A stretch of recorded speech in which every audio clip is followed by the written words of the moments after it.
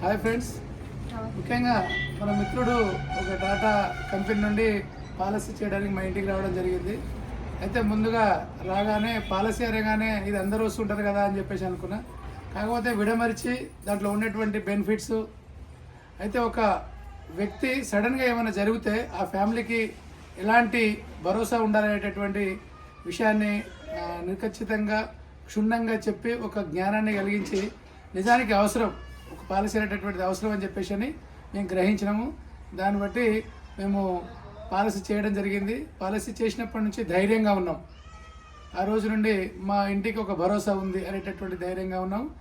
అదేవిధంగా జాగ్రత్తను కూడా వహిస్తున్నాం. ఇప్పుడు మనం చేసేటటువంటి ఈ చిన్న పాలసీ కావచ్చు, వారి యొక్క ఫ్యామిలీకి పెద్ద భరోసా. మీరు కూడా ఆలోచించండి. మనం బయటికి పోయినప్పుడు ఇంటికి వచ్చేదాకా ఏమీ తెలియదు. కాబట్టి మనం ఒక పాలసీ చేసుకున్నట్లయితే మన పిల్లలకు కావచ్చు, మన భాగస్వామికి కావచ్చు, ఎవరికైనా బాగుంటుంది. అంతేకాకుండా ఓ పాలసీ అనేటటువంటిది మనం కట్టేటటువంటి డబ్బుల్లో 40% డబ్బులు మళ్ళీ రిటర్న్ రావడం జరుగుతుంది. ఒక 12 సంవత్సరాల తర్వాత మళ్ళీ యథావిధిగా ఇప్పుడైతే ఎంతైతే డబ్బులు కడుతున్నామో అంతే డబ్బులు మళ్ళీ రావడం జరుగుతుంది. కాబట్టి మీరు కూడా ఆలోచించండి, మంచి పాలసీ చేయండి. Thank you.